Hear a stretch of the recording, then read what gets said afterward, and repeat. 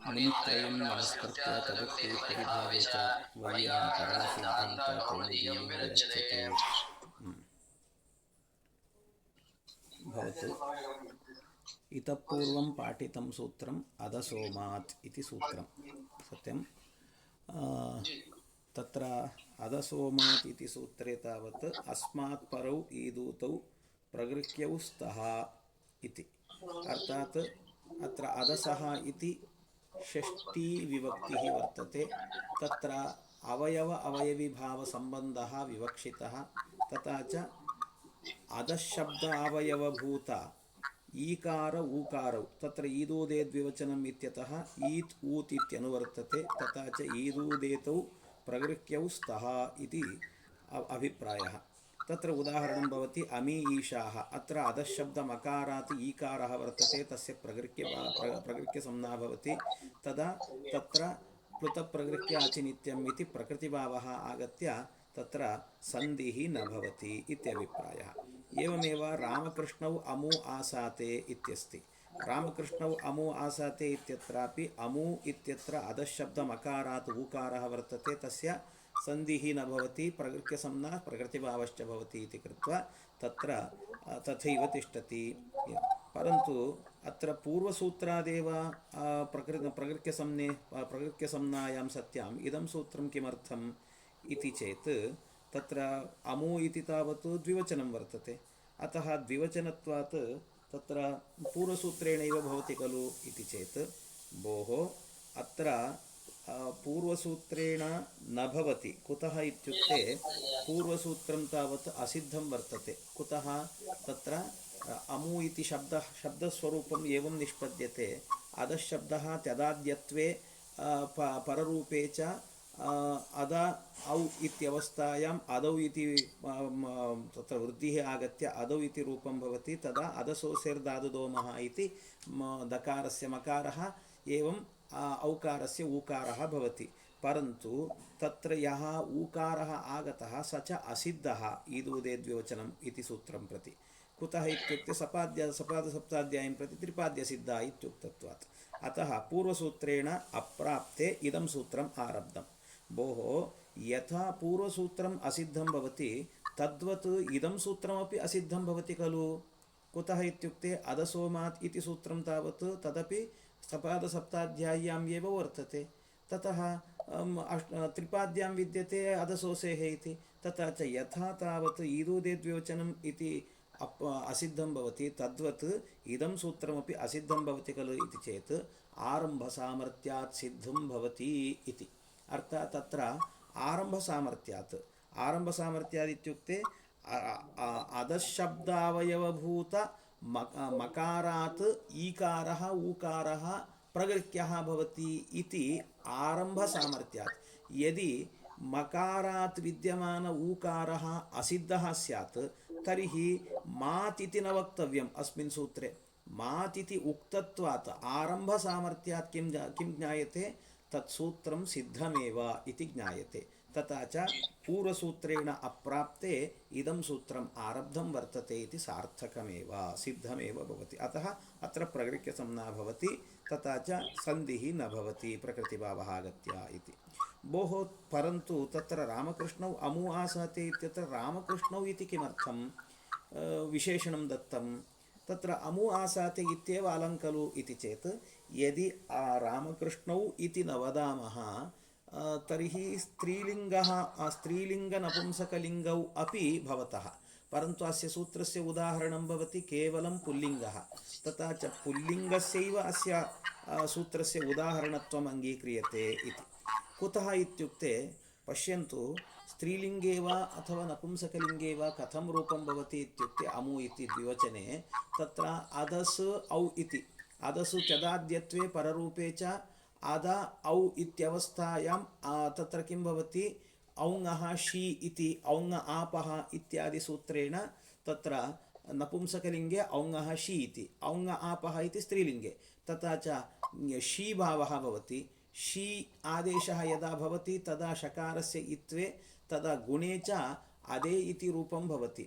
अदे इत्यवस्थायां पूर्वसूत्रेणैव एकारत्वात् एकारान्तत्वात् पूर्वसूत्रेणैव तत्र किं भवति प्रकृत्यसंज्ञा भवति अतः अनेन सूत्रेण इति वक्तुं न शक्यते अतः अस्य सूत्रस्य उदाहरणं भवति पुल्लिङ्ग एव कुत इत्युक्ते पुल्लिङ्गे तावत् अदौ इत्यवस्था भवति तत्र अदे इति यदि भवति चेत् तदा एकारान्तत्वात् भवति परन्तु अदौ इत्यस्ति तथा च अदौ इत्यवस्थायां पूर्वसूत्रेण अप्राप्ते अनेन सूत्रेणैव भवति तथा च पुल्लिङ्ग अधशब्द एव अस्य उदाहरणं भवति द्विवचनं न तु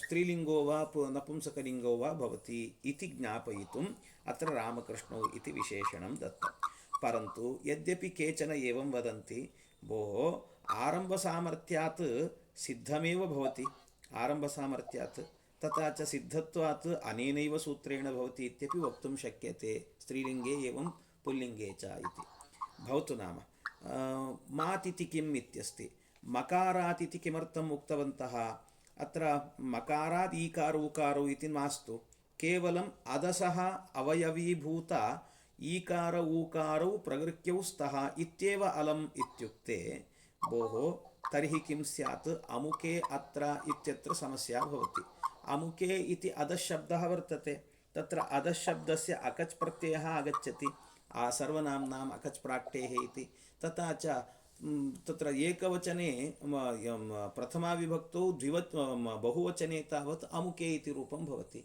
तथा च तत्रापि अमुके अत्र इत्यत्रापि किं स्यात् अयं प्रकृत्यसंज्ञा स्यात् प्रकृतिभावश्च परन्तु न अस्माकं तत्र इष्टः अतः तत्र मात् इति ग्रहणं कर्तव्यम् इति भोः तथापि मास्तु मात् इति ग्रहणं किमर्थम् इत्युक्ते भवता सूत्रार्थः कः उक्तः इदानीम् अस्मात् अर्थात् अधशब्दावयवीभूत ईकार ऊकारौ प्रकृत्यौ स्तः इति परन्तु अमुके इत्यत्र तावत् एकारः वर्तते तत्कथम् आपद्यते तत्रापि प्रकृत्यसंज्ञा भवति इति चेत् भोः पश्यन्तु यदा वयम् अत्र मात् इति न वदामः तदा पूर्वसूत्रेण एकारोपि अनुवर्तेत एकारस्यापि अनुवृत्तिः भवति कथं तथा च एकारस्यापि अनुवृत्तौ तथा किं भवति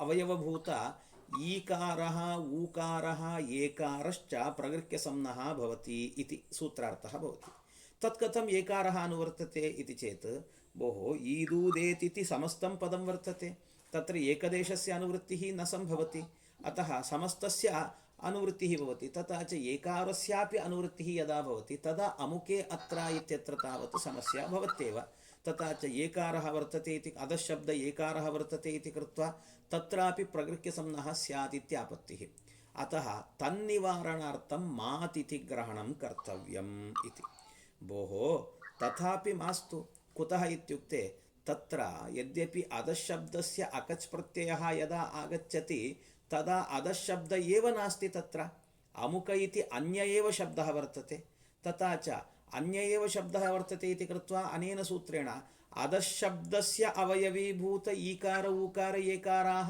प्रकृत्याः भवन्ति परन्तु अधशब्द एव नास्ति अमुके इत्यत्र तथा च तत्कथम् आपद्यते तत्रापि अनेन सूत्रेण प्रकृत्यसंज्ञा स्यादिति इति चेत् भोः यदा तत्र अकस् प्रत्ययः भवति तदा अपि तस्य अधशब्दत्वेनैव गृह्यते तस्य ग्रहणं क्रियते तत्कथम् इत्युक्ते तन्मध्यपतितः तद्ग्रहणेनैव गृह्यते इति कश्चन नियमः वर्तते परिभाषा वर्तते तन्मध्यपतितः तद्ग्रहणेनैव गृह्यते इति यथा इदानीं नैकेषां ब्राह्मणानां गृहं वर्तते गृहाणि नैकेषां गृहाणि सन्ति एकस्मिन् गल्ली मध्ये तदा नैकेषां मध्ये यः कोऽपि आगत्य तिष्ठति चेत् सर्वेपि ब्राह्मणाः सन्ति इति कृत्वा तन्मध्ये कः यः कोऽपि आगच्छति चेत् सोऽपि ब्राह्मणः इत्येव गृह्यते सत्यं खलु इदानीं भवन्तः तर्कपाठं पठन् वर्तन्ते तर्कपाठं भवन्तः पठन्तः सन्ति इदानीं तर्कपाठम् इदानीं मानसः तर्कं पठति, एवम् आर्यनः तर्कं पठति, अपरे केपि सन्ति इति मन्यताम्। तत्र दश छात्राः सन्ति। दशछात्रेषु सर्वेपि न्यायशास्त्र अध्येतारः छात्राः, परन्तु तत्र सर्वेपि न्यायशास्त्र अध्येतारः वर्तन्ते। तत्र एकः छात्रः यद्यपि साहित्यछात्रः वर्तते, साहित्यशास्त्राध्ययनस्य, परन्तु सोऽपि सर्वदा अपि किं करोति सः, न्यायशास्त्रछात्राः यथा न्यायशास्त्रकक्षां प्रति गच्छन्ति तथैव सोऽपि गच्छति। यदा ते भोजनं कुर्वन्ति तदा सः भोजनं करोति, यदा न्यायशास्त्रछात्राः स्वापं कुर्वन्ति तदा स्वापं करोति। तथा च साहित्यछात्रविद्यार्थी सः, परन्तु न्यायशास्त्रछात्राणां मेलनेन सोऽपि तद्वदेव करोति चेत् तदा किं वक्ति तं प्रति, सोऽपि न्यायशास्त्रछात्रः एव इति परिगणनं क्रियते। एवं खलु? तद्वत् अर्थात् कुतः इत्युक्ते दशछात्रेषु मध्ये एव सः अपि आगतः इति कृत्वा सोऽपि न्यायशास्त्रछात्रः इति कथ्यते। तद्वत् अत्रापि तन्मध्यपति लोकसिद्धन्यायः इत्यभिप्रायः, अर्थात् तन्मध्यपतितः तद्ग्रहणेन गृह्यते इति। अतः अकच् प्रत्ययः अपि प्राक् टेः इत्युक्तत्वात् टिसंज्ञा कस्य वर्तते, अस् इत्यस्य, तस्मात् पूर्वम् आगतः अयं प्रत्ययः तथा च प्रागागतः इति कृत्वा तत्र तस्यापि अमुक इत्यस्यापि अधशब्दत्वेनैव ग्रहणं भवति। तथा च अमुके अत्र इत्यत्रापि अनेन सूत्रेण प्रगृह्यसंज्ञा स्यात्। तथा च प्रगृह्यसंज्ञायाम् अनिष्टं सञ्जायेत, परन्तु तत्र पूर्वरूपम् इष्टम् अस्माकम् अमुके अत्र इत्यत्र, अतः मात् इति ग्रहणं कर्तव्यम्। मात् इति ग्रहणे तावत् एकारस्य अनुवृत्तिः न भवति। कुतः इत्युक्ते एकारः तत्र तस्य अनुवृत्तावपि प्रयोजनं नास्ति तस्य। कुतः? अधशब्दावयवभूतमकारात् कुत्रापि एकारः नास्ति, शब्दस्वरूपे कुत्रापि एकारः नास्ति। तथा च तस्य अनुवृत्तावपि प्रयोजनं नास्ति इति कृत्वा तस्य अनुवृत्तिः एव न भवति। तथा च तत्र अमुके अत्र इत्यत्र तावत् अयं प्रकृतिभावः न भवति इति। अर्थात् मात् इति ग्रहणस्य फलं तावत् एकार अननुवृत्तिः एव प्रयोजनम्, एकारस्य अननुवृत्तिः एव प्रयोजनं भवति। एवम् अभिप्रायः भवतु। अनन्तरं सूत्रं विद्यते शे इति। शे इदं सूत्रम् एकपदात्मकं सूत्रं वर्तते, शे इति। अत्र यद्यपि वैदिक व्याकरणे, वैदिके तावत् वेदे तावत् भ्यसः शे इति, भ्यस् प्रत्ययस्य शे इत्यादेशः भवति। इदानीम् अस्मभ्यम् इति, अस्मभ्यः इति भवति, अस्मभ्यः इति, अस्मभ्यः इति जानन्ति खलु? तत्र अस्मभ्यः इति भवति। अस्मभ्यः इत्यत्र तावत् वेदे भ्यस् प्रत्ययस्य शे इत्यादेशः भवति। तदा किं भवति? अस्मभ्यस् इत्यवस्थायाम् अस्मभ्यस् इत्यवस्थायां किं भवति? शे इति भवति, भ्यस् इत्यस्य शे आदेशः भवति। तदा किं भवति? शे इत्यत्र शकारः इत् भवति, अनुबन्धलोपः। तथा च अस्म इ इत्यवस्थायां गुणः आगत्य अस्मे इति भवति, अस्मे इति। तथा च अस्मे इत्यवस्थायां तस्यापि प्रगृह्यसंज्ञा भवति इत्यभिप्रायः। तथा च अयं प्रगृह्यः स्यात् इति, अयं प्रगृह्यः। अस्मे इन्द्र बृहस्पति इत्यत्र अस्मे इत्यत्र एकारः वर्तते, तस्मात् परे इन्द्र इति इकारः वर्तते इति कृत्वा तस्य किं न भवति, सन्धिः न भवति। यद्यपि सन्धिः भवति चेत् कः तत्र आगच्छति? कः सन्धिः भवति वक्तुं शक्यते? अस्मे इन्द्र इत्यत्र कस्य सन्धेः तत्र प्राप्तिः विद्यते? तत्र अवर्णात् परे भवति सर। अच्छा वृद्धि भवति सर। वृद्धि तदपि अवर्णात् परे। गुणः अवर्णात् परे भवति अपि च वृद्धिः अपि अवर्णात् एचि परे वृद्धिः। अस्मे इन्द्र। आर्यन् महोदय वदतु। शीघ्रं। यण् भवति तत्र इग्वर्णः वर्तते। प्रथमतः ये जागतः इति कृत्वा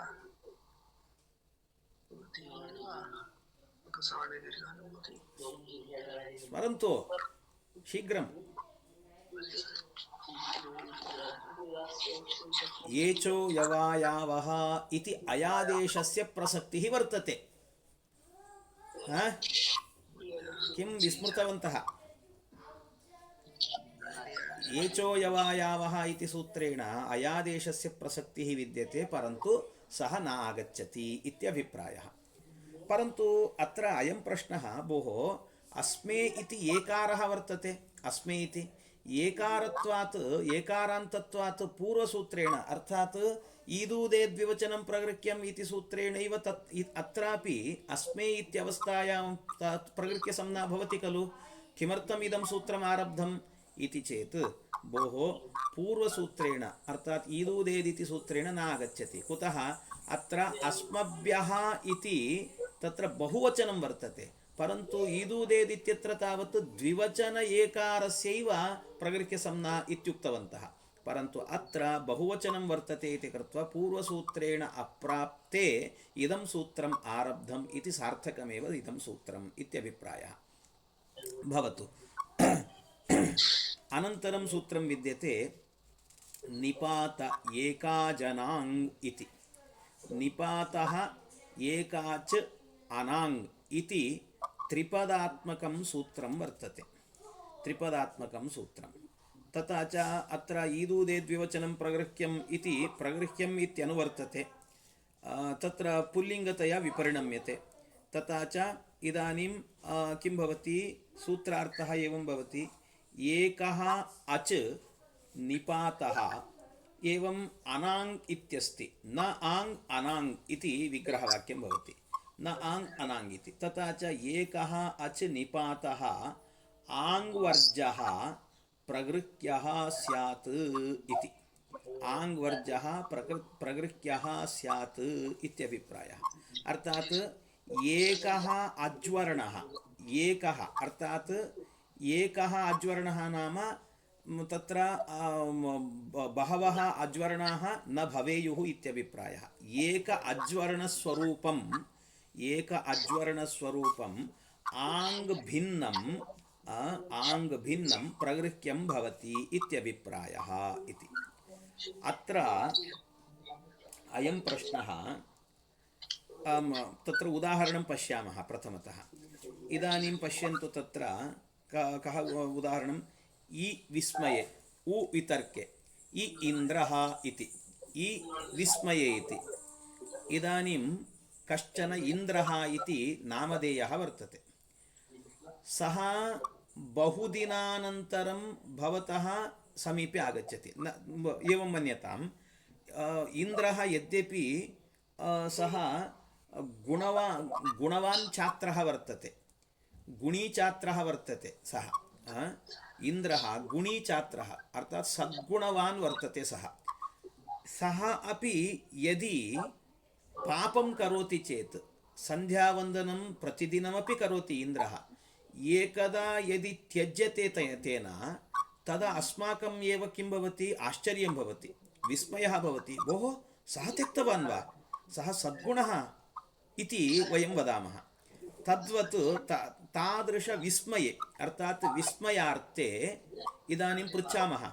यः कोऽपि आगच्छति, इन्द्रः सन्ध्यावन्दनं न कृतवान् इति।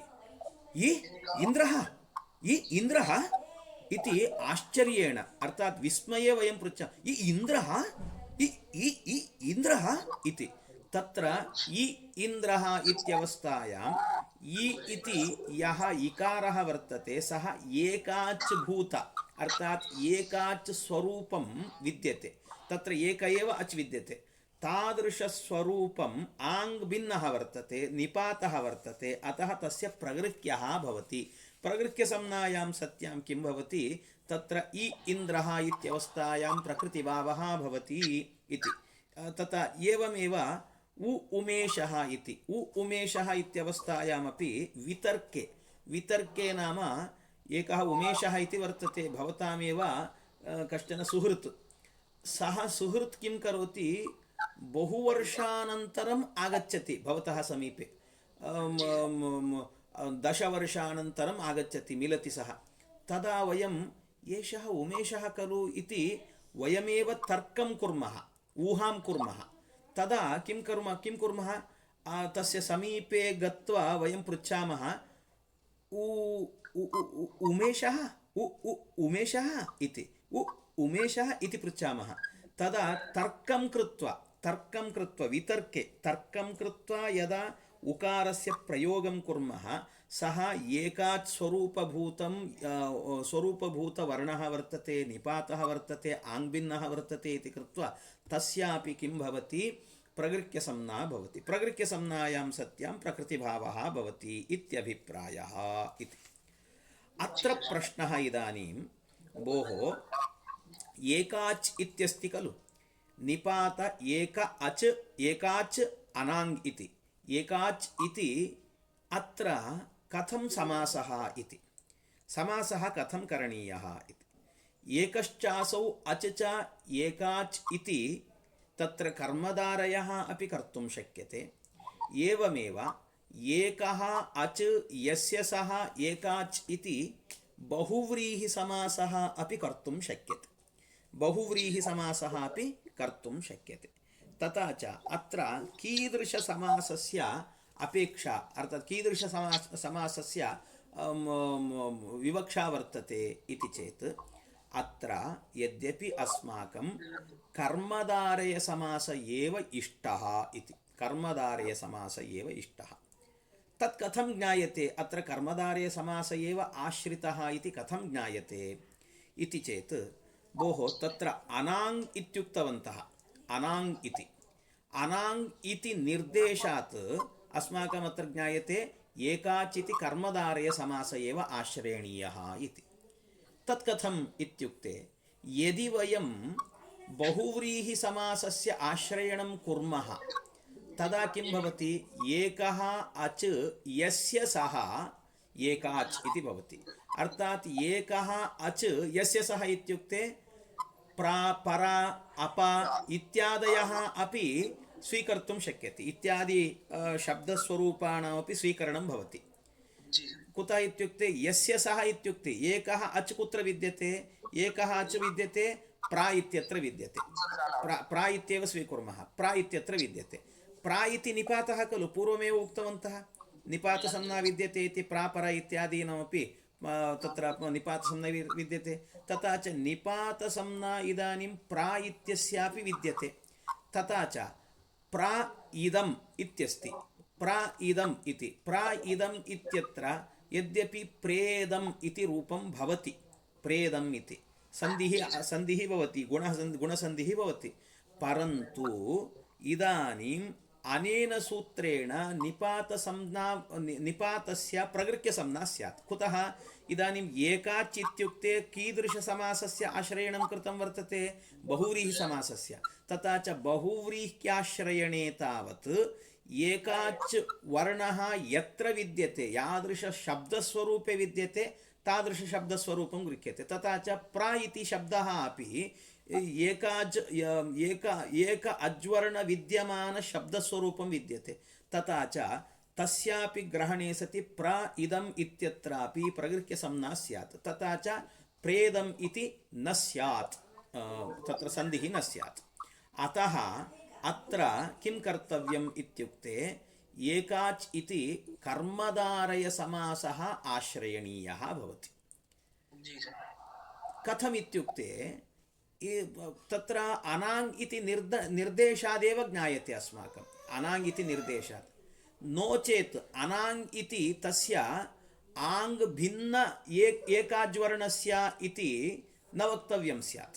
कुतः आङ् भिन्न इति तत्र निर्देशः क्रियते चेत् यद्यपि बहुव्रीहिसमासस्य आश्रयणे आङ् इत्यस्य तत्र प्रकृत्यसंज्ञायाः प्राप्तिः वर्तते वा? कुतः आङ् इति तावत् एक अच् स्वरूपभूतं वर्तते, एकाच् स्वरूपभूतवर्णः वर्तते सः। आङ् इत्यत्र किं भवति? आ इत्येव तिष्ठति, तत्र ङकारस्य अनुबन्धलोपे आ इत्येव तिष्ठति। आ इत्यवस्थायां तत्र एकः अच् यस्य सः वर्णः नाम आवर्णः भवति वा आङ् वर्णः भवति वा? आङ् वर्णः न भवति। आङ् वर्णः एकः अच् यस्य सः इत्युक्ते परा इति भवति, परा इति भवति। परा इत्यत्र आकारः एकः अच् यस्य शब्दस्य नाम परा इति शब्दस्य, तथा च तादृशवर्णः भवति परा इत्यादि। परन्तु केवलम् आङ् वर्णः वर्तते चेत् तस्य तावत् प्रकृत्यसंज्ञा एव न भवति। कुतः? अत्र एकाच् इत्यस्य बहुव्रीहि आश्रयणं कृतं वर्तते। बहुव्रीह्याश्रयणे तावत् किं भवति? एक अच् स्वरूपभूतम् इति नार्थः। एकाच् वर्णः यत्र विद्यते तादृश शब्दस्वरूपम् इति गृह्यते। तथा च आङ् इति तावत् एक अज्वर्णभूतः वर्तते, न तु एक अज् विद्यमानवर्णः नास्ति, एक अज्विद्यमान शब्दस्वरूपं नास्ति। तथा च आङ् इत्यस्य प्रकृत्यसंज्ञा एव न भवति। तदा अनाङ् इति निषेधः, तस्य व्यावृत्तिः व्यर्थः एव भवति, व्यावृत्तिः व्यर्था एव। अतः परन्तु तत्र अनाङ् इति निर्देशेन व्यावृत्तिः कृता वर्तते। तथा च अस्माभिः ज्ञायते अत्र बहुव्रीहिसमासः न आश्रयणीयः, अपि तु कर्मधारयसमासः। यदा कर्मधारयसमासस्य आश्रयणं कुर्मः तदा किं भवति? एकश्चासौ अच् च एकाच् इति भवति। तत्र एकाच् नाम एक अच् स्वरूपभूतवर्णः इति। एकाच् स्वरूपभूत केवलम् अज्वर्णः एव, एकः एव अज् भवितव्यः। तदा किं भवति? आङ् इत्यत्रापि आ इति एक अज्भूतवर्णः वर्तते, तस्यापि प्रकृत्यसंज्ञा भवति। अतः अनाङ् इति निषेधः तत्र सार्थकं भवति इत्यभिप्रायः। एवम् अवगतं वा?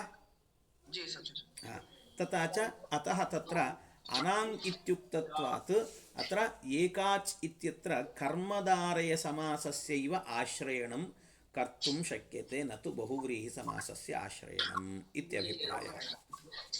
एवम् अनन्तरम् इदानीं भवतु नाम, परन्तु इदानीम् अनाङ् इति आवर्णः, आ इति वर्णः वर्तते खलु, आवर्णः निपातः यद्यपि आङ् इत्येकः वर्णः वर्तते, एवमेव आ इति कश्चन निपातः अन्यः एव वर्णः विद्यते, अन्य एव वर्णः। आङ् इति विद्यमाने ङकार इद्भूतः अर्थात् ङकारसहितः एकः आकारः विद्यते, ङकाररहितः एकः आकारः विद्यते। तथा च कुत्र अस्माभिः कथं ज्ञायते? अत्र विद्यमान आकारः ङकारसहितः आकारः, अत्र विद्यमान आकारः ङकाररहित आकारः इत्यादि कथम् अस्माभिः ज्ञातुं शक्यते इति प्रश्नः। तत्र कथम् अस्माभिः ज्ञातुं शक्यते इति चेत् तत्र काचन कारिका वर्तते। तत्रैव व्याख्याने पश्यन्तु, ईषदर्थे क्रियायोगे मर्यादाभिविधौ च यः एतमातं ङितं विद्यात् वाक्यस्मरणयोरङित् इति। अर्थात् आ इत्यस्य आकारस्य कः कः अर्थः विद्यते चेत् ईषत् इत्यर्थः विद्यते। ईषत् नाम स्वल्पम् इत्यर्थः, स्वल्पम् इति, अल्पम् इति, किञ्चित् इति, अल्पम् इति। एवमेव क्रियायोगे आकारः, आकारस्य क्रियायोगः अपि वर्तते। एवमेव आहरति इत्यादि, आहरति इत्यादौ तत्र आ इत्यस्य क्रियायोगः वर्तते। मर्यादा अभिविधौ च, मर्यादा अभिविधिः नाम मर्यादा इति एकः अवधिः, एवम् अभिविधिः नामापि अपरा अवधिः विद्यते। इदानीम् आबालवृद्धाः इत्यादि कथयामः खलु। आबालवृद्धाः इत्यत्र वृद्धपर्यन्तं तावदवधिपर्यन्तम् इति। तथा च तत्र विद्यमान आकारः, एतेषु विद्यमान आकारः नित्येव भवति। एतम् आतम् एतेषु विद्यमान आतं नाम आकारः नितं विद्यात्, नित् इति ज्ञातव्यं। नकार इद्भूतवर्णः अर्थात् नकारसहितः आकारः इति ज्ञातव्यं। परन्तु वाक्यस्मरणयोः अङ्गित्, वाक्ये वा अथवा स्मरणे वा यदि आकारः भवति चेत् तत्र विद्यमानः आकारः अङ्गित् नकार इत् न भवति इत्यभिप्रायः। तथा च तस्य उदाहरणे स्पष्टीभविष्यति। पश्यन्तु, उदाहरणं वर्तते आ एवं नु मन्यसे, आ एवं नु मन्यसे। आ एवं नु मन्यसे इत्यत्र वाक्ये विद्यमान आकारः। इदानीम् अहं वदामि इदानीं भोः तत्र भवतां एरिया मध्ये वसन्तकुञ्ज मध्ये यत्र कुत्रापि अग्नेः आक्सिडेण्ट् अभवत् इत्यादि वदामि चेत् भवान् किं वदति? एवं नु मन्यसे इति वदति। एवं कथं मन्यसे भवान्? आक्सिडेण्ट् अभवत् इत्यादि एवं कथं मन्यसे इति पृच्छति भवान्। एवं नु मन्यसे इति। तदा आ इति वाक्ये विद्यमान आकारः वर्तते। तथा च एवं नु मन्यसे इत्यत्र आकारः न निद्भूतः अर्थात् नित् रहितः, नकाररहितः आकारः वर्तते इति कृत्वा तस्य प्रगृह्यसंज्ञा भवति। प्रगृह्यसंज्ञायां तस्य प्रकृतिभावः भवति, अतः तत्र सन्धिः न भवति। यदि सन्धिः भवति चेत् एवम् इत्यत्र कस्य सन्धेः प्राप्तिः वर्तते?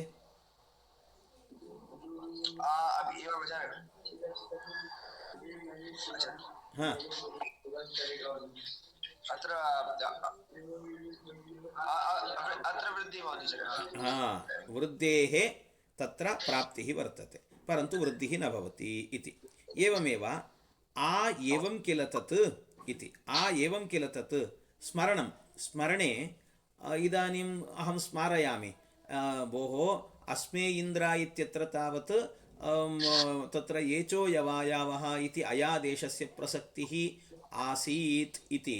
तदा एवं किल तत् इति भवान् स्मरति। एवं किल तत् इति तत्र आकारः नित्रहितः अर्थात् नकाररहितः आकारः वर्तते, स्मरणे वर्तते। अतः स्मरणे विद्यमानत्वात् तत्र किं भवति? एवम् इत्यवस्थायां वृद्धिः न भवति, अपि तु तत्र अनेन सूत्रेण प्रगृह्यसंज्ञायां सत्यां प्रकृतिभावः भवति इति अभिप्रायः। एवं यदा निद्भवति अर्थात् नकारसहितः आकारः भवति चेत् तत्र तावत् सन्धिः भवत्येव, तत्र प्रकृतिभावः न भवति। उदाहरणार्थम् ईषदुष्णम् ओष्णम् इति। ईषत् उष्णं नाम जलम् यदि ईषदिव उष्णं भवति चेत् ईषत् उष्णम् इति अभिप्राये ओष्णम् इति भवति। ओष्णम् इत्यत्र आङ् इति आकारः वर्तते। आकारः ईषदर्थे विद्यमान आकारः नित्येव। एतमातं नितं विद्यात् इत्युक्तत्वात् ईषदर्थे क्रियायोगे। तथा च आकारः तत्र विद्यमानः कः? निद् अर्थात् नकारसहितः आकारः विद्यते इति कृत्वा तत्र उष्णम् इत्यवस्थायां तत्र किं भवति? गुणः भवति। गुणः आगत्य ओष्णम् इति रूपं सिद्ध्यति इत्यभिप्रायः। एकदा अहं तत्र विद्यमानवाक्यं पठामि। विद्यमानं पश्यन्तु।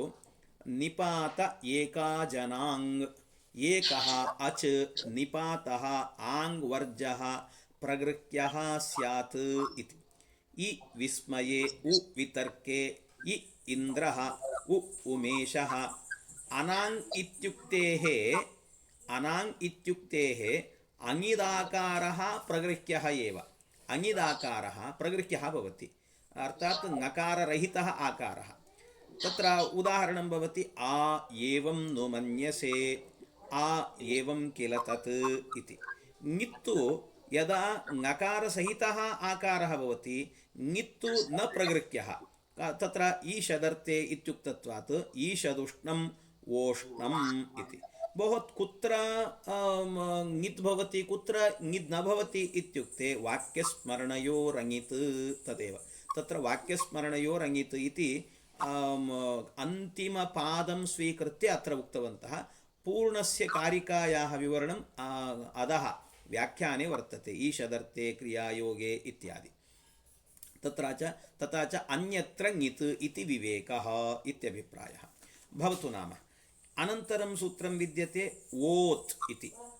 इति सूत्रं वर्तते ओत् इति सूत्रस्य अयमभिप्रायः ओदन्तो निपातः प्रगृह्यः स्यात् पूर्वसूत्रात् निपात एकाजनाङ् इति सूत्रात् निपातः इत्यस्य अनुवृत्तिः क्रियते निपातः इत्यस्य एवं प्रगृह्यः इत्यस्य ईदूदे द्विवचनम् इत्यस्मात् सूत्रात् अनुवृत्तिः तथा च तत्र निपात इत्यस्य विशेषणं भवति ओत् इति तथा च ओत् इति विशेषणत्वात् ओदन्तो निपात कुतः निपात इत्यस्य विशेषणं भवति चेत् विशेषणं तदन्तस्य संज्ञा स्यात् तथा च ओदन्तः निपातः प्रगृह्यः स्यात् इति तत्र अहो ईशाः इति उदाहरणम् अहो ईशाः अहो इत्यत्र ओकारान्तः निपातः वर्तते अतः अनेन सूत्रेण तत्र प्रगृह्यसंज्ञायां सत्यां प्रकृतिभावः भवति तत्र यदि प्रकृतिभावः न स्यात् तर्हि अत्रापि कस्य अवकाशः विद्यते अहो ईशाचार्य अत्रापि तत् एचोयवायव इत्यस्य आम् सत्यं समीचीनम् एचोयवायावः इति सूत्रस्य तेन सूत्रेण कस्य आदेशः आ इत्यस्य अव आदेशस्य तत्र प्राप्तिः परन्तु न भवति यद्यपि अत्र निपात एकाजनाङ् इति सूत्रेणैव स्यात् परन्तु तत्र एकाच्चिति एकाच स्वरूपभूतस्य इत्युक्तत्वात् अनेन सूत्रेण अहो इत्यस्य न भवति एकाच् स्वरूपभूतः नास्ति अत्र अहो इति अतः तेन सूत्रेण अप्राप्ते इदं सूत्रम् आरब्धम् इत्यभिप्रायः एवमेव सम्बुद्धौ शाकल्यस्येतावनार्षे सम्बुद्धौ शाकल्यस्य इतौ अनार्षे इति चतुष्पदात्मकं सूत्रं वर्तते तत्र सम्बुद्धौ इति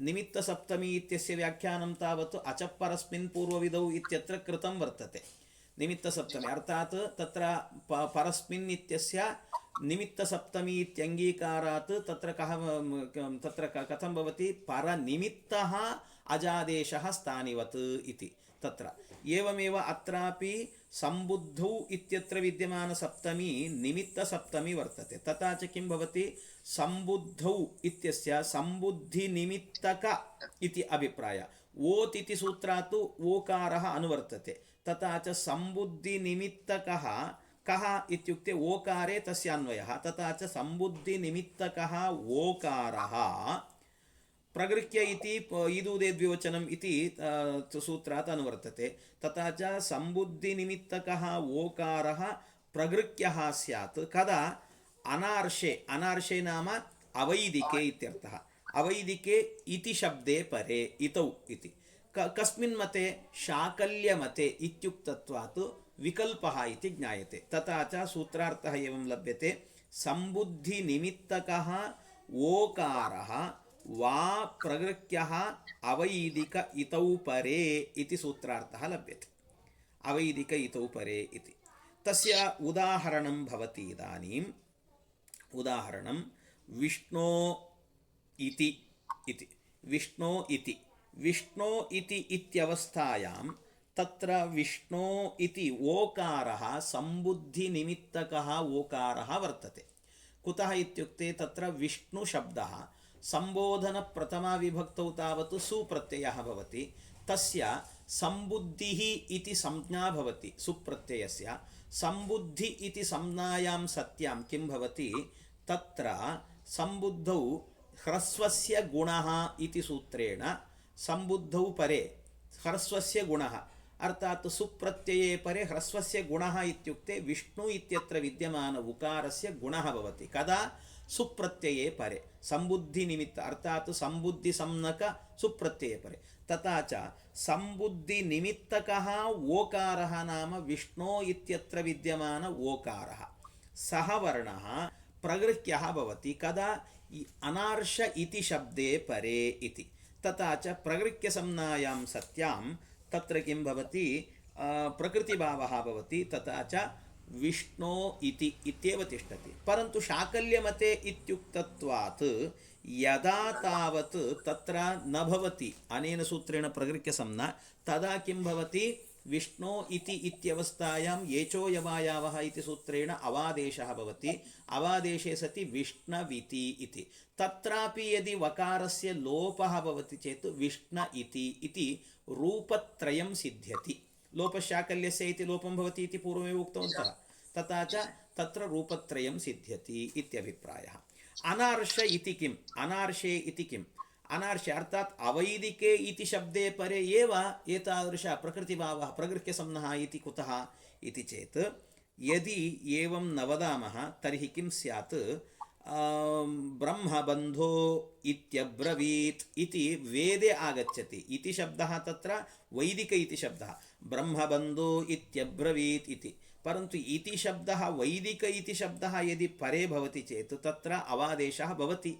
तथा च ब्रह्मबन्धवित्यब्रवीत् इत्येव भवति, तत्र प्रगृह्यसंज्ञा न भवति, प्रकृतिभावश्च न भवति इत्यभिप्रायः। तदर्थं यदि अनार्ष इति न वदामः तर्हि ब्रह्मबन्धो इत्यत्रापि प्रगृह्यसंज्ञायां सत्यां प्रकृतिभावः स्यात्। परन्तु अस्माकं वेदे न इष्टः एतादृश प्रकृतिभावः, अतः तत्र सन्धिः आवश्यकः इति कृत्वा तत्र किं करोति, एवं अनार्षे इति तस्य ग्रहणं क्रियते इत्यभिप्रायः। अवगतं वा? इतोपि सूत्राणि विद्यन्ते, तत्र विषयः बहु नास्ति। यदि अद्यैव पाठयामि चेत् समयः वर्तते चेत् पाठयामि। उञः इति ऊङ् इति सूत्रद्वयमेव, तत्र विशेषः नास्ति। पाठयामि वा? हा, उञः इति सूत्रम्। उञः एकपदात्मकं सूत्रम्। उञः इतौ वा प्रागुक्तम्। उञः इतौ अर्थात् सम्बुद्धौ शाकल्यस्य इति सूत्रम् अनुवर्तते। तथा तत्र सम्बुद्धौ इति निवृत्तं वर्तते। तथा च उञः वा प्रगृह्यः स्यात् अवैदिक इतौ परे इति सूत्रार्थः। तथा च उ इति इत्यवस्थायां तत्र उञ् वर्तते। उञ् इत्यत्र ञकारस्य अनुबन्धलोपः। तथा च तत्र उ इति अवस्थायां तत्र यद्यपि यणादेशस्य प्रसक्तिः आसीत्, सः न भवति प्रगृह्यत्वात् प्रकृतिभावः। परन्तु विकल्पः इत्युक्तत्वात् यदा प्रकृतिभावः न भवति तदा यण् आगत्य विति इति रूपं सिद्ध्यति इत्यभिप्रायः। एवं ऊञ् इत्यपि एकपदात्मकं सूत्रं वर्तते। ऊञ् इति एकपदात्मकं सूत्रम्। अर्थात् अस्यापि सूत्रस्य कः अर्थः इत्युक्ते, उञः इतौ परे दीर्घः अनुनासिकः प्रगृह्यः ऊञ् इत्ययमादेशः वा स्यात् इति। अत्र ऊञ् इति दीर्घानुनासिकः वर्तते, अतः दीर्घानुनासिकः इत्युक्तवन्तः। प्रगृह्यः इत्यादि पूर्वसूत्रात् अनुवर्तते। तथा च उञः इति सूत्रस्य अनुवृत्तिः भवति। सम्बुद्धौ शाकल्यस्य एतावनार्षे इति इतौ अनार्षे इत्यपि अनुवर्तते, वा इत्यपि। तथा च उञः इतौ परे, उञः इतौ परे दीर्घ अनुनासिकः उङ् इत्ययमाके एकादेशः स्यात्। तथा च उञः उ इति इत्यवस्थायां ऊङ् इत्यादेशः भवति। ऊङ् इत्यादेशे सति तदा किं भवति ऊङ् इति इत्येव तिष्ठति। विकल्पः इत्युक्तत्वात् यदा तावत् अयम् आदेशः न भवति तदा उ इत्येव तिष्ठति। उ इत्यवस्थायां तत्र किं भवति पूर्वसूत्रेण प्रगृह्यसंज्ञा भवति उञः इति सूत्रेण, तदा उ इति रूपं भवति। यदा सोऽपि प्रकृतिभावः प्रगृह्यसंज्ञा विकल्पः इत्युक्तत्वात् यदा तेनापि न भवति चेत् तदा यण् आगत्य विति इति रूपं सिद्ध्यति इति रूपत्रयम् अत्र इष्टं वर्तते। यद्यपि भाष्यकारः एवं वदति, यद्यपि उञः ऊङ् इति एकमेव सूत्रं तत्, परन्तु योगविभागं कृत्वा यथा उपसर्गादृति धातौ इत्यत्र उपसर्गादृति इति एकं सूत्रं, धातौ इति अपरं सूत्रम् इति तत्र विभागः कृतः वर्तते। तद्वत् अत्रापि उञः ऊङ् इति एकमेव सूत्रमासीत्, परन्तु अत्र भाष्यकारः एवं वदति उञः इति एकं सूत्रम् ऊन् इति एकं सूत्रम् इति योगविभागं कुर्वन्तु इति। नो चेत् किं भवति इत्युक्ते उञः ऊङ् इति एकमेव सूत्रं स्यात् यदि, तदा किं सूत्रार्थः किं स्यात् उञः इतौ परे दीर्घ अनुनासिकः प्रगृह्यः ऊङ् इत्ययम् एकादेशः वा स्यात् इति। तदा किं भवति उञः ऊङ् इत्यादेशः भवति चेत् उञः ऊङ् इत्यादेशः, तदा किं भवति ऊङ् इत्यादेशे सति तत्र एवं रूपं सिद्ध्यति, अर्थात् ऊङ् इत्यादेशे ऊ ऊङ् इति रूपं भवति। विकल्पः इत्युक्तत्वात् अनेन यदि न भवति चेत् ऊङ् आदेशः तदा यण् आगत्य विति इति रूपं भवति, परन्तु उ इति रूपं न सिद्ध्यति। एवम् अवगतं वा? उ इति रूपं न सिद्ध्यति। अतः कुतः इत्युक्ते अनेन सूत्रेण एकसूत्रं भवति चेत् उञः उ इति उञः इतौ परे दीर्घ अनुनासिकः प्रगृह्यः ऊङ् इत्ययम् एकादेशः वा स्यात् इत्यर्थः भवति। यदि एवं भवति चेत् तदा किं स्यात् उ इति रूपं न सिद्ध्यति। उ इति तादृश प्रकृतिभावरूपं न भवति। अतः तस्यापि सिद्ध्यर्थम् उञः इति सूत्रमपि आवश्यकम्।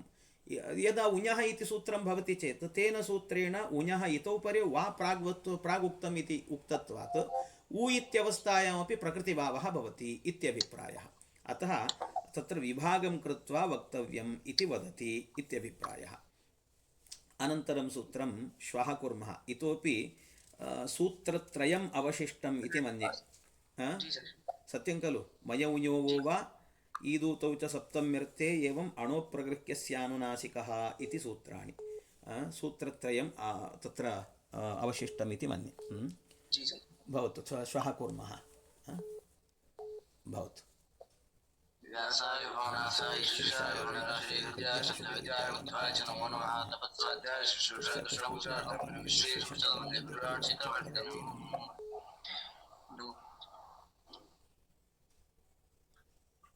ಹರೇ ಕೃಷ್ಣ. ಹರೇ ಕೃಷ್ಣ. ಆಚಾರ್ಯ ನಮಸ್ಕಾರ. ಕಾರ್ಯಕ್ರಮ ಎಲ್ಲೇ ಬೈಯಡಚರೆ ವಾಸ್ತು ಹೋಮ ಅವಡು ವಾಸ್ತು ಹೋಮ ವಾಸ್ತು ಪೂಜೆ ಅಂದು ವಾಸ್ತು ಹೋಮ ವಾಸ್ತು ಪೂಜೆ ಐಟ್ ಜಾನೆ ಪಣ್ಣಾಗಚರೆ ನಮ್ಮ ಡೈನಿಂಗ್ ಹಾಲ್ ಉಂಡತ್ತಾಚಾರೆ ಜೋಕುಳು ಕುಳ್ಳುಣ ಅಶನಂಕು ಕುಳ್ಳುಣ ಒಂದು ಅವಳು ಅಂಪೋಡು ಹೋಮಲ ಬೆತ್ತು ವಾಸ್ತು ಹೋಮ ಪೂರ ಅವಳೆ ಅಂಪುಣ ಬೆತ್ತು ನಾನೊಂಜಿ 2 ದಿಕ್ಕಡು ಪಂಡ ಪ್ರಿನ್ಸಿಪಲ್ ರೂಮ್ ಉಂಡತೆ ಅವಳ ಚೂರು ಕನ್ಸ್ಟ್ರಕ್ಷನ್ ಆತನು ಐಕ್ ಅವಳು ಒಂಜಿ ವಾಸ್ತು ಪೂಜೆ ಮಾತ್ರ ವಾಸ್ತು ಪೂಜೆ ಅವು ಬೇತೇನೆ ದಿಕ್ಕಡು ಆಪುಣವು ಚೂರು ನಿಂಕ್ಲೆಗ್ ಬೆತ್ ಡೈನಿಂಗ್ ಹಾಲ್ ಎದುರುಡು ಒಂಜಿ ಕಿಂಜೆ ರೂಮ್ ಕಟ್ಟದ್ನ ಐಟ್ಲ ಒಂಜಿ ವಾಸ್ತು ಪೂಜೆ ಆವಡು ಪಂಡ 2 ದಿಕ್ಕಡು ವಾಸ್ತು ಪೂಜೆ ಮಾತ್ರ ಒಂಜಿ ದಿಕ್ಕಡು ವಾಸ್ತು ಹೋಮ ಪೂಜೆಲ ಆವಡು ಅಂಚ ಎಲ್ಲ ಅಂಜಿ ಮಾಮೂಲು ಒಂಜೇ ದಿಕ್ಕಡು ಪಂಡ ಡೈನಿಂಗ್ ಹಾಲ್ಡೆ ಅಂಪುಣ ಪೂರಲ ಒಂಜೇ ದಿಕ್ಕಡು ಅಂಚ